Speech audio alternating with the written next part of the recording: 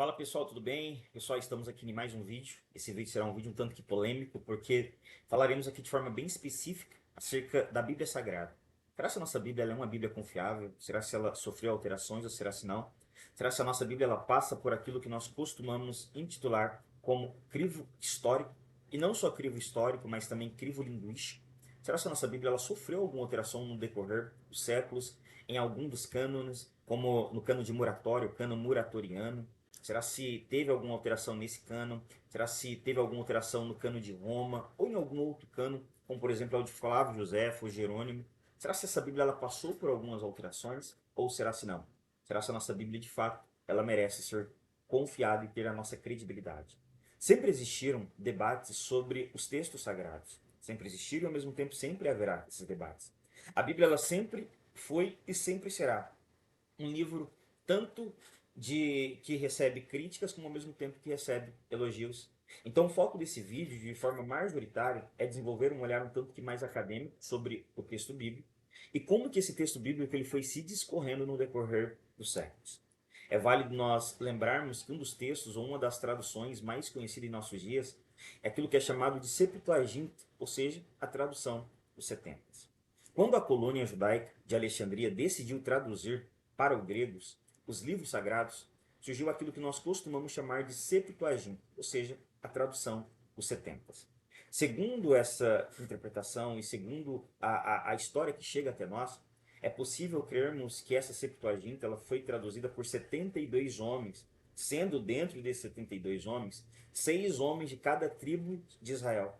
Pois deixaram Jerusalém e após deixarem Jerusalém, eles se dirigiram à região de Alexandria do Egito, onde durante um período de 72 dias concluíram toda aquela tradução que seria chamada posteriormente da Septuaginta, em referência aos tradutores ou ao número desses tradutores. Segundo Aristeias, que é o nome atribuído, provavelmente o nome fictício, ao autor da carta de Aristeia, texto de extrema importância no que tange ao relato da origem da tradução do grego do Novo Testamento, a Septuaginta, no período do reinado de Ptolomeu II, do século de número 3 antes de Cristo Jesus, que é quando se desenvolve essa Septuaginta. Olha o que Aristeia ele escreve dizendo em um dos seus livros. O sumo sacerdote, Eleazar, abre aspas, o sumo sacerdote, Eleazar, escolheu 6 homens de cada uma das tribos de Israel, todos peritos na lei, observe que não eram homens leigos, todos peritos na lei e em uma boa condição de vida, e os enviou ao rei Ptolomeu, com uma cópia da lei. Assim, foram 72 anciões ao Egito para traduzirem a lei dos hebreus. Fecha aspas. Ou seja, segundo essa linha interpretativa, foi-se utilizado de pelo menos 72 homens para traduzir a primeira tradução que nós consideramos, que é a Septuaginta. Segundo alguns especialistas dos manuscritos do Mar Morto, como Emily Lamperosas, há grande probabilidade de que essa tradução tenha sido realizada durante o reinado de Ptolomeu II, na primeira metade do século de número 3, e é válido de diferenciarmos a Septuaginta, irmãos, da Vulgata. Algumas pessoas fazem essa contradição. A Septuaginta é uma tradução, a Vulgata é outra tradução. A Septuaginta é a tradução do texto do hebraico e do aramaico para o grego. Devido ao povo ter saído do cativeiro, aparenta que uma boa parte deles não tinham mais aquela mesma familiaridade, tanto do hebraico e pouca familiaridade com o aramaico. Aparenta que o contato que eles tinham maior naquele período era com a língua grega, devido amplamente à utilidade que essa língua ela tinha naquele período, devido à helenização por meio de Alexandre o Grande, que aprendeu muito aos pés de Aristóteles. Então, possivelmente, devido a essa helenização no período de aproximadamente 10 anos de Alexandre o Grande, quando que Alexandre o Grande dominou praticamente quase todo o mundo, nesse período a língua que se tornou majoritária do século de número 3 a.C. até o século 1,5 ou a 2,5 depois de Cristo, sem sombra de dúvidas nenhuma, fora o grego. Devido a isso, teve-se a necessidade de traduzir aquilo que nós chamamos que é a Septuaginta. Já a Vulgata, ela não surge no século de número 3 a.C. Ela surge por volta do final do século de número 4 depois de Cristo, sendo a tradução feita por Jerônimo do hebraico e do grego para o latim. Alguns costumam afirmar que o fechamento do cânon tá? Eles até afirmam que a Vulgata é uma espécie de fechamento de cânon. Alguns costumam julgar que esse fechamento do cânon, tá? Ele partiu primariamente do Império Romano. A lista mais antiga e conhecida que nós temos em nossos dias, dos livros sagrados que nós temos em nossa Bíblia, Bíblia protestante, ela pode ser datada do período de Atanásio, de Alexandria, por volta do ano 367. E não só de Atanásio, mas principalmente do cânon Muratório, que é o cânon onde nós também usamos para dar bases históricas de quais livros eram aceitos e quais livros eram rejeitados pela igreja primitiva. O pensador Giovanni Reale afirma isso também posteriormente, afirma que posteriormente esse cânon que era aceito tanto por Atanásio, posteriormente foi aceito tanto no Concílio de Roma, no período do ano 380 depois de Cristo, como ao mesmo tempo no Concílio de Cartago, em 397 depois de Cristo. O Papa Damaso I encarregou São Jerônimo de escrever a Vulgata e a tradução da Bíblia para o latim, devido o latim naquele período estar se tornando a língua majoritária entre os cristãos daquele período. Esse trabalho de Jerônimo perdurou um período de aproximadamente 40 anos, onde Jerônimo ele se esmerou em traduzir a Bíblia tanto do hebraico como ao mesmo tempo do aramaico e do grego para o latim. Fato é que um dos textos, ou um dos documentos que mais podem dar credibilidade aos textos que nós temos hoje em mãos, é aquele que é chamado de Cânon Moratoriano. É a lista conhecida como a lista mais antiga do Novo Testamento. E eu falo isso porque essa lista ela foi descoberta por Ludovico Antônio Muratori em um manuscrito na Biblioteca de Ambrosiana de Milão em 1740 depois de Cristo Jesus, ou seja, da Era Comum. No cano moratório, havia algumas repreensões sobre possíveis livros que não deveriam ser lidos dentro da igreja, como por exemplo, era o caso do Apocalipse de Pedro. Segundo o cano moratoriano, não poderiam não ser lido apenas dentro da comunidade, mas ao mesmo tempo de forma pública. Exemplo disso, abre aspas, olha o que está escrito no cano moratoriano entre a linha 81 e 85. Há também escritos que não devem ser recebidos na igreja, pois são falsos e compostos por heresias, ou seja, por hereges. Fecha aspas. Ou seja, dentro do cânon moratoriano, ou do cânon moratório, que é um dos documentos mais antigos, datado ele por volta do ano 170 depois de Cristo Jesus, ou seja, esse cânon está ainda na geração dos pais apostólicos, homens que viveram com os próprios apóstolos. Pela tradição, chegamos à compreensão que haviam já esse debate sobre quais eram os livros que a igreja deveria ler ou quais eram os livros que a igreja ela não deveria ler em hipótese nenhuma. Dentro do cano moratoriano é rejeitado alguns livros. Exemplo, a Epístola aos Laodicenses, a Epístola aos Alexandrinos, que possivelmente eram cartas falsificadas, tendo intitulada como sendo do próprio apóstolo Paulo. Outros textos também, que esse texto aparece entre os pais da igreja, que é a carta do pastor de Hermas. Olha o que o cano moratoriano ele escreve dizendo: mas o pastor de Hermas foi escrito muito recentemente, em nossa época, em Roma, pelo irmão de Pio, bispo daquela cidade. Portanto, deve ser lido, mas não publicamente na igreja. Ou seja, o cano moratoriano ele menciona possíveis livros que não deveriam ser lidos dentro da igreja ao mesmo tempo de forma pública. Porque eram livros que, por mais que se encontravam entre os livros que a igreja lia, automaticamente não eram livros que eram considerados de forma inspirada e majoritária, como são casos dos livros do Novo Testamento em que temos em mãos na atualidade. E sem contar que o cano moratoriano menciona um possível livro atribuído a um amigo de Salomão, que aparenta ter sido escrito por volta do ano 190 a.C. Jesus. Em algumas regiões da igreja primitiva eram aceitos tanto os livros como o Apocalipse de João, quanto ao mesmo tempo o Apocalipse de Pedro. No entanto, o autor do cânon moratoriano deixa claro que alguns irmãos daquele período demonstravam certas reservas em aceitar o Apocalipse de Pedro. Ou seja, não é algo que nós não aceitamos e que nós rejeitamos no século de número 21. Já eram textos que já eram rejeitados desde o documento mais antigo encontrado na atualidade, que é o cânon de Moratório.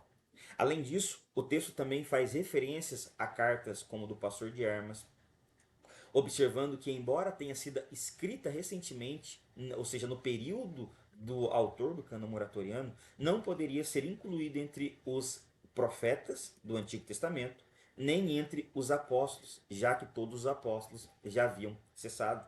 E é válido considerarmos que o olhar do autor aqui do cânon muratoriano, ele faz ou trabalha aquela divisão no ministério apostólico.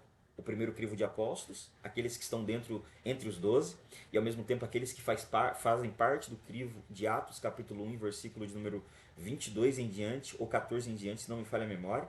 Ou seja, foram homens que andaram com Jesus, testificaram com Jesus, provaram das maravilhas, viram morte e ressurreição de Jesus. Esse é o primeiro crivo dos apóstolos e da igreja primitiva. Posteriormente a esse grupo de apóstolos, nós temos o segundo grupo de apóstolos, que são aqueles que receberam uma visão de Cristo e ao mesmo tempo foram aceitos pelo primeiro grupo de apóstolos, que é o caso do apóstolo Paulo. E temos o terceiro grupo de apóstolos, que é aqueles que nós podemos definir como, na raiz intrínseca da palavra, como apostoléu, ou seja, enviado pelo mundo em espécie de missionário. Então, ele está deixando claro que os textos, tanto de Pastor de Armas como de outros, já não eram aceitos e não deveriam ser lidos como eram lidos tanto o livro dos profetas do Antigo Testamento, como ao mesmo tempo dos apóstolos do Novo Testamento. É válido também nós considerarmos que o cânon muratoriano ainda aconselha que os cristãos poderiam ler esses escritos de forma particular, mas não deveriam ser lidos publicamente na igreja. O autor também adverte que em seu tempo circulavam falsos escritos. O autor do cânon de moratório afirma que no período dele já haviam falsos escritos que circulavam no decorrer ou no seio da igreja naquele período, compostos por autores que não eram dignos de confiança e que, portanto, não convinha que os cristãos os lessem.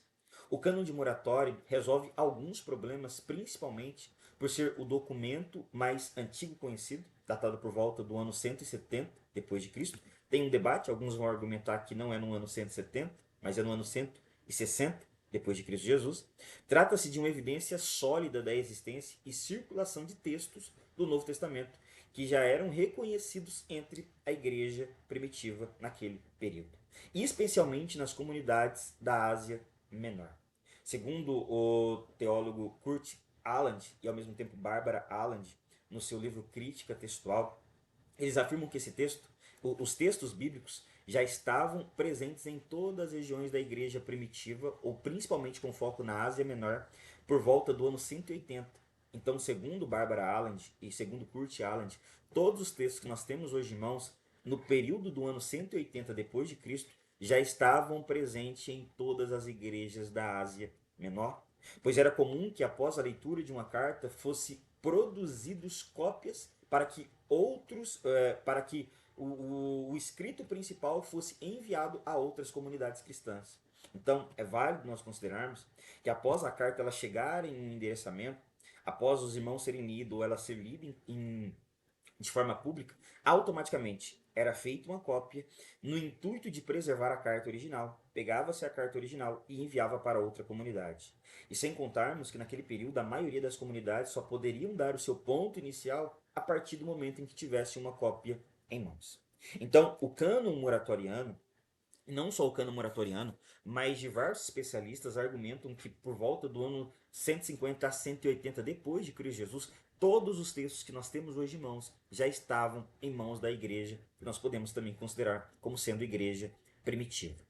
Ou seja, ao fazermos toda essa avaliação, chegamos à conclusão até aqui que os nossos textos eles não apenas não sofreram alterações, mas também já eram muito bem aceitos todos os 66 livros que nós temos em nossos dias, com algumas ressalvas. Também é válido nós ressaltarmos que, segundo o Valdecir Gonzaga, ele escreve dizendo o seguinte, abre aspas, no cânon moratoriano, destaca-se que tanto as cartas aos Laodicenses quanto uma suposta carta aos alexandrinos foram falsamente atribuídas ao apóstolo Paulo, uma vez que esses textos foram escritos com o objetivo de repudiar as heresias de Marcião. Está na página 35 do Compêndio do Cânon Bíblico, publicado pela editora Voz. De acordo com Gonzaga, tais textos não possuíam autoridade apostólica e muito menos autoridades históricas, ou seja, não era que a igreja decidia aceitar o livro que ela bem quisesse, não. Tinha-se um crivo, e não apenas tinha um crivo, mas já eram livros que eram aceitos de forma histórica pelo povo de Israel e posteriormente pela própria igreja. Além dessas cartas, muitas outras não deveriam ser recebidas, segundo o Valdecir Gonzaga. Muitas outras não deveriam ser recebidas pela Igreja Católica, e aqui cabe a nós fazermos aqui uma ressalva. Quando ele se faz uso do termo católico, não possui a mesma conotação do século de número 21, referindo-se não apenas à Igreja Católica Romana, que é entendida no século 21. Quando eu falo aqui sobre Igreja Católica e quando se refere à Igreja Católica, estou me referindo a todas as igrejas do período do primeiro, segundo, terceiro séculos posteriormente. Então, até aqui, nós já falamos sobre o cânone do Antigo Testamento, já falamos um pouco do cânone do Novo Testamento, mas tendo em vista que o cânone do Antigo Testamento, e não só o cânone do Antigo, mas também do Novo Testamento, eles receberam diversas aceitações no decorrer da história da igreja. Vamos trabalhar primeiro aqui com o cânone do Antigo Testamento de forma bem sucinta e rápida. O cânone do Antigo Testamento foi aceito de forma majoritária, principalmente e reafirmada no Concílio de Jamnia, que pode ser datado ali por volta do ano 90 depois de Cristo Jesus. Observe que houve poucos opositores ao Concílio de Jamnia. Entre esses opositores, e o mais conhecido, é aquele que nós conhecemos como Marcião, o principal. Ele rejeitou completamente os livros do Antigo Testamento, formando assim o seu próprio cano, composto por partes do Evangelho de Lucas e algumas cartas paulinas. Um dos principais cânones do Antigo Testamento, também registrado, é o cânone de Melitão, bispo de Sardes, uma das igrejas da Ásia Menor. Vocês se lembram que no século de número 1 até o século de número 2, aonde mais se propagou o cristianismo foi nessas regiões da Ásia Menor. Provavelmente o cânon elaborado por Melitão foi fortemente influenciado por um possível cânon que já circulava, tá? Que era o cânon ou a lista canônica do próprio Flávio Josefo.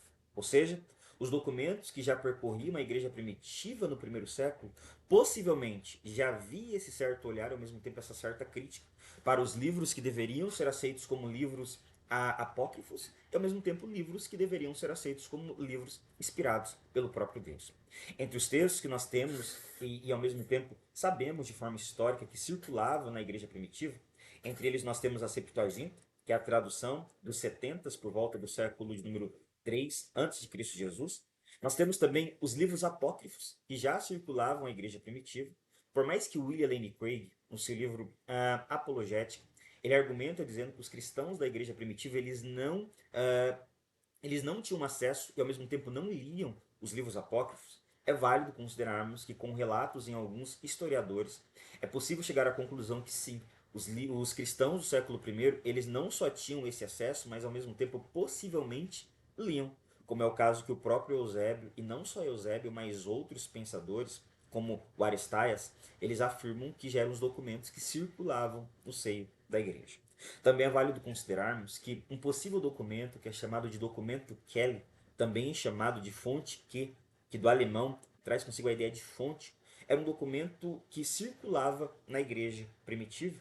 Não só esse documento, que possivelmente for uma das fontes dos evangelistas, tanto Mateus como ao mesmo tempo do próprio Lucas, segundo alguns pensadores como D.A. Carson e outros como comentaristas como o PhD Champlin, eles afirmam que esse documento possa ter sido uma das fontes usadas para desenvolver os manuscritos ou os textos e os evangelhos do Novo Testamento. Também possivelmente circulava uma possível que é encontrada em Eusébio, que é chamada do Evangelho aos Hebreus, que nós não temos acesso e ao mesmo tempo não temos relatos, fora os próprios relatos dados pelo próprio Eusébio. Aí alguns param e se perguntam, mas João, e as cartas paulinas? Sim, as cartas paulinas já circulavam na igreja primitiva. As cartas paulinas elas foram escritas anteriormente até mesmo os próprios evangelhos, as cartas paulinas do apóstolo Paulo já circulavam. Outra ideia que é muito bem disseminada em nossos dias, mas que não tem um amparo histórico, alguns afirmam que o primeiro evangelho a ter sido escrito foi o evangelho de Mateus. Ao olharmos para um texto bíblico, nós perceberemos que não. O primeiro evangelho a ter sido escrito não necessariamente fora o evangelho de Mateus. Ao olharmos para a história da igreja, principalmente por relatos como, por exemplo, de Eusébio, nós chegamos à concepção que o primeiro evangelho a ser escrito fora o evangelho de Mateus e não necessariamente o evangelho de Marcos. Tá? Exemplo, Eusébio, na história eclesiásticas, no capítulo de número 3 e livro 3 e capítulo de número 24, ele escreve o seguinte, abre aspas, Mateus, que primeiro pregou aos hebreus, quando estava para partir também para outros povos, escreveu o seu evangelho na própria língua dos hebreus, para que aqueles de quem se esperavam pudesse ainda tê-lo por escrito. Observe que, fecha aspas. Observe que Eusébio já começa com a frase: Mateus, que primeiro pregou aos hebreus, quando estava para partir também para outros povos, escreveu o seu evangelho na própria língua dos hebreus. Quando você continua esse discorrer nesse volume de Eusébio de Cesareia, na história eclesiástica da igreja, no capítulo 3, Eusébio vai deixar muito bem claro, afirmando que o primeiro evangelho a ter sido escrito fora o evangelho de Mateus e não necessariamente o evangelho de Marcos. Ou seja, o Novo Testamento, que é o foco desse vídeo aqui que nós estamos desenvolvendo, foi aceito de forma majoritária por diversos autores e ao mesmo tempo concílios na igreja primitiva, que nós temos relatos históricos. Ele foi aceito, como os textos que nós temos hoje foram aceitos, como por exemplo no Cânon Muratori, datado por volta do ano 70 depois de Cristo, Cânone de Orígenes, datado por volta do ano 185 depois de Cristo, que não aceitava nem todos do Novo, nem todos do Antigo Testamento, mas foram aceitos uma boa parte. No Cânone de Gregório, ano 380 depois de Cristo, que também reconheceu todos os textos, e não só no Cânone de Gregório, mas no Cânone de Jerônimo, que também teve uma certa aceitação em algum e rejeição em alguns outros apócrifos, e principalmente naqueles que nós poderíamos definir aqui, que é o Cânone de Agostinho. Tá? E quando eu me refiro ao Cânone de Agostinho, não é que Agostinho ele construiu um cânone, mas sim os textos que o próprio Agostinho ele aceitava, que são os 66 livros que nós temos em nossos dias. Convém também lembrar que os livros apócrifos apresentados na Septuaginta grega, quando foi pedido para que Jerônimo ele traduzisse, tá? E não traduzisse para o latim, mas traduzisse para o grego, esse primeiro pedido é de Constantino. Quando foi pedido isso, foram excluídos posteriormente no texto que o próprio Jerônimo traduziu por ordem do Papa Damásio I. Nessa segunda tradução, que é da Vulgata Latina, que ele perdurou um período de aproximadamente 40 anos, esses livros apócrifos não foram aceitos. Entretanto, a partir do século de número 16, para sermos mais precisos, no concílio que é chamado de Concílio de Trento, considerado o concílio da Contra-Reforma Católica, a Igreja reafirmou o cânon bíblico da Vulgata e não só reafirmou, mas ao mesmo tempo oficialmente reconheceu todos os 73 livros que, segundo a concepção do próprio Jerônimo, não eram os livros que nós deveríamos aceitar como sendo inspirados de forma igualitária aos outros. Aí cabe a nós a nos perguntar, será se vale de fato confiarmos no texto bíblico? Será se o texto bíblico ele tem alguma confiabilidade ou ele pode ser aceito em nossos dias? Um dos argumentos mais utilizados não é novo e provém do próprio Eusébio que nós acabamos de citar. Considerado o pai da história da igreja, também conhecido como Eusébio, amigo de Panfilho. Segundo Eusébio de Cesareia, que foi contemporâneo do imperador Constantino, esse o incumbiu Eusébio de providenciar pelo menos 50 cópias das Sagradas Escrituras. Eusébio relata isso no seu livro quarto, quando ele diz o seguinte, abre aspas, o imperador também, e aqui quando ele se refere ao imperador, ele está se referindo necessariamente a Constantino, o imperador também escreveu a mim mesmo cartas ordenando-me que mandassem preparar 50 exemplares das Sagradas Escrituras, escritos em pergaminhos e de fácil transporte para uso da igreja. Observe que Eusébio não apenas traduziu, mas também reafirmou alguns pontos necessários para a aceitação da canonicidade ou do livro ser considerado como um livro sagrado, para fazerem ou serem considerados como sendo livros que faziam parte do cânone bíblico. Olha o que Eusébio ele escreve em outro livro, que é na História da Igreja. Esse livro aqui, ó, se você depois quiser comprar, na História da Igreja. Olha o que Eusébio ele escreve dizendo acerca da aceitação desses livros, já no século de número 3. Abre aspas. Aliás, o estilo se afasta do costumeiro modo de falar dos apóstolos.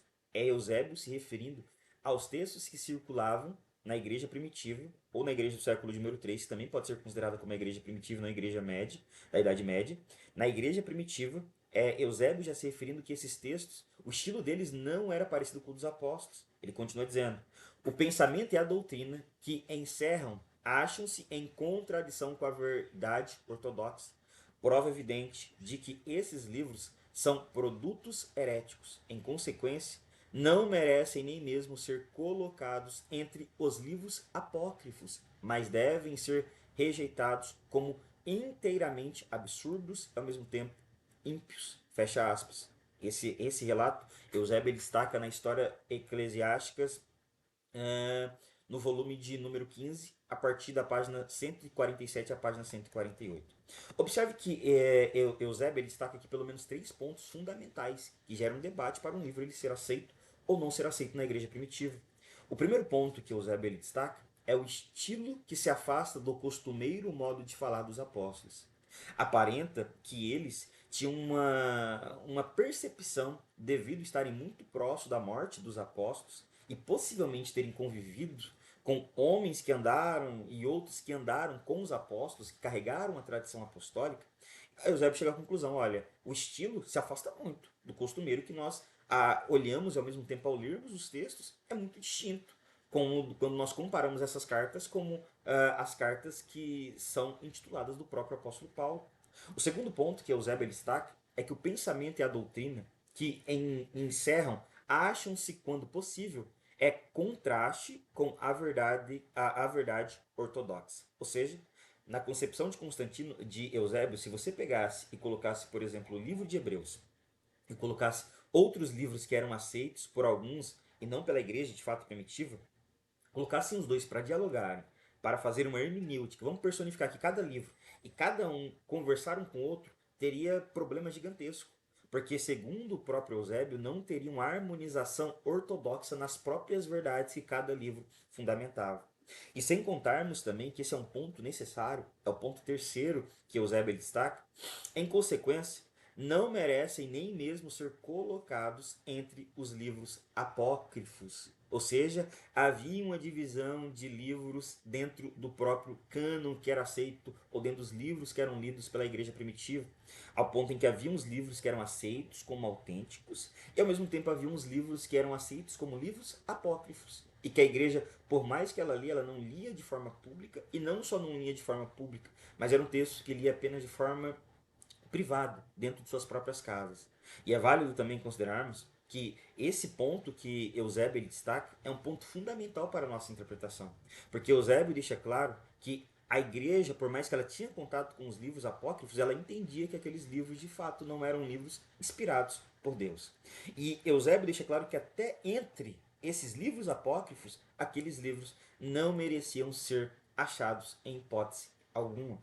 Entre os livros considerados pelo próprio Eusébio, que ele considera como escritos contestados, Eusébio chega a afirmar que são livros pertencentes aos hereges. E quais são esses livros que Eusébio destaca? Primeiro, ele fala acerca do Evangelho de Pedro, o Evangelho de Tomé, o Evangelho de Matias, em Atos de André, de João e de outros apóstolos. Sem contar, meus irmãos, que a igreja primitiva ela teve um certo receio e ao mesmo tempo uma certa preocupação em aceitar alguns livros que nós aceitamos hoje, como por exemplo é a Carta aos Hebreus.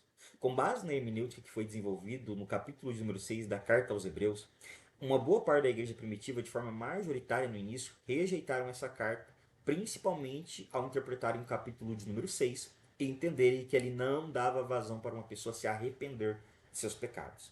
Outro livro também que não foi muito bem aceito foi o livro do Apocalipse na igreja primitiva. Porém, em momento algum, Eusébio, por mais que ele descredibiliza alguns livros, em momento algum Eusébio ele descredibiliza qualquer livro que nós temos no nosso Novo Testamento na atualidade. Muito pelo contrário. O Novo Testamento, irmãos, Eusébio não só deixa claro que deveria ser aceito pela igreja, mas deveria ser lido de forma pública diante da igreja. Tá? Então, essa é a nossa primeira formulação. Mas também é válido nós pararmos para pensar que, de forma histórica, nós temos também muitos relatos e muitos manuscritos que foram encontrados no decorrer da história. Entre eles, só do Novo Testamento nós possuímos cerca de pelo menos 5.300 manuscritos gregos, mais de 10.000 manuscritos da Vulgata Latina. Se nós pegarmos esses textos e compararmos, como por exemplo, como a Ilíada de Homero, que é o segundo texto antigo mais bem documentado, a Ilíada de Homero vai ter apenas em torno de 643 a 2.000 cópias. Ou seja, a Bíblia ela não é apenas verdadeira, mas ela não é qualquer livro. A Bíblia é a própria palavra de Deus. O Novo Testamento ele foi escrito por volta do ano 40 ao ano 100 depois de Cristo Jesus. Ah, a primeira cópia que nós temos, ou que foi encontrada, ela é datada por volta do ano 125 depois de Cristo Jesus. Aí alguns ateus, alguns gnósticos vão argumentar, não, tem um intervalo de 25 anos a 30 anos, outros ainda jogam mais, tem um intervalo de 40 anos. Meu Deus, como é que funciona esse intervalo? Não pode ser aceita devido a esse intervalo. Observe que o texto do Novo Testamento ele foi escrito no período de 40 ao ano 100 depois de Cristo. A primeira cópia é datada do ano 125. Ou seja, é um período apenas de 25 a 30 ou até mesmo até menos ou possível um pouco a mais de anos. Nós temos hoje um número de cópias de aproximadamente 24 mil cópias. 24 mil cópias. É um número muito grande. Já a Ilíada de Homero, ela é datada do ano 900 antes de Cristo Jesus. As cópias mais antigas que nós temos acerca dela datam-se por volta do ano 400 antes de Cristo Jesus. Ou seja, é um intervalo de aproximadamente 500 anos. E o número de cópias não passam das suas 2.000 cópias. Aqui eu estou jogando muito alto ainda. Eu poderia citar aqui também textos, como por exemplo são textos de Platão, que são datados por volta ali do ano 427 a 347 antes de Cristo Jesus, e que as cópias mais antigas são datadas do ano 900 depois de Cristo Jesus. Ou seja, é um intervalo de aproximadamente 1.200 anos. E o número de cópias é tão irrelevante que não passa sequer de 20 cópias que foram encontradas. Ou seja, ao olharmos para o texto bíblico não só merece a nossa confiabilidade de forma histórica, mas ao mesmo tempo merece a nossa confiabilidade por meio de pontos racionais e argumentativos. Tem um certo escritor, ele escreve em um dos seus livros, o MacDonald, ele escreve dizendo o seguinte, ó, abre aspas, creio que racionalmente e a partir do ponto de vista das evidências literárias é possível chegar à conclusão de que a credibilidade do Novo Testamento é bem maior do que a de qualquer outro documento da antiguidade. Ou seja, ele deixa claro que quando comparamos os textos encontrados na antiguidade com o texto bíblico, chegamos à compreensão que o texto bíblico, primeiro, não só não foi alterado, mas ao mesmo tempo ele tem amparo histórico para ser mais relevante do que qualquer texto bíblico do Antigo e do Novo, no período que foi escrito o Antigo, ao mesmo tempo no período em que foi escrito o Novo Testamento. Mas aí cabe a nós nos perguntarmos, mas João, será que esse texto bíblico ele foi alterado? Sobre a adulteração do texto, é notório uma certa. Quando alguns falam sobre essa adulteração do texto, é notório que falta, às vezes, talvez um empenho, uma nobridade de estudar um pouco mais a fundo e pesquisar se de fato esses textos eles passaram ou não passaram por alguma alteração. É válido nós considerarmos que, ao lermos todo o compêndio bíblico, nós chegaremos à conclusão que não houve nenhuma alteração dentro do escopo do Novo e ao mesmo tempo do Antigo Testamento. É possível afirmar que menos de 5% das palavras que foram encontradas nas cópias elas sofrem com essas alterações. O que nós teremos muito é aquilo que nós chamamos de variantes textuais. As variantes textuais que foram encontradas tanto na caverna de Qumran, como ao mesmo tempo em outros achados, é válido nós considerarmos que tiveram muitas. Porém, a maioria dessas variantes é quando uma letrinha do alfabeto grego, iota, aparece em outras palavras ou outras palavras que vão sendo trocadas. Porém, essas variantes ou essas palavras que são modificadas ou são trocadas ou não foram escritas, elas não alteram todo o escopo do texto bíblico. Já dizia um certo pensador que em mais de 95% dos textos eram idênticos, palavra por palavra, dos textos que foram encontrados, ao nosso texto hebraico padrão que nós temos hoje. Ou seja, os 5% de variantes constitui principalmente erros óbvios de cópias e variantes e variações de ortografia. Logo, com isso, é nítido percebermos que os textos mais antigos não sofrem alteração, como afirmam alguns ateus e até mesmo alguns críticos textuais. Até porque os copistas faziam ou se utilizavam daquilo que nós chamamos de queraia. O que é queraia? É qualquer pequena marca que distingue uma letra de outra, como um traço de um outro traço. É um pequeno traço ou marca especificamente em uma letra, tá? Era um traço que especificava uma letra e que denotava um acento, ou como uma marca diacrítica usada apenas em Mateus capítulo de número 5 e versículo de número 18. Na primeira passagem é usada uma conexão com o iota ou o j da língua grega. Então, essas queraias, elas eram se utilizadas principalmente para fazer essa distinção. E sem contarmos que é bem conhecida que os escribas prestavam a maior atenção a tais marcas anexadas às letras nas escrituras do hebraico. Ou seja, era uma forma que os escribas se faziam para não errar a letra, para não errar as frases, para não errar a ideia. No fato de passarem praticamente o dia inteiro ali escrevendo, eles poderiam errar. Então o que eles se utilizavam? Se utilizavam da Querai, no intuito único de apenas preservar o texto original e repassar o texto original para outras pessoas. Ou seja, com base nesses e outros argumentos, nós chegamos à conclusão que não. O texto bíblico ele não foi alterado e, em hipótese alguma, ele sofreu alguma alteração, ou os textos em que temos hoje em mãos, ele acabou sendo retirado em algum concílio ou algo do tipo. Nós cremos que os textos que chegaram em nossas mãos, os 66 livros, são livros autênticos, são livros que eram aceitos pela igreja primitiva, como eu desenvolvi aqui, e são livros que não sofreram alterações em hipótese alguma. O que temos são variantes, mas não necessariamente alterações que foram decorrendo no decorrer dos séculos. Tá? Deus em Cristo te abençoe, curta, comente e deixe aqui abaixo o seu comentário. Deus abençoe.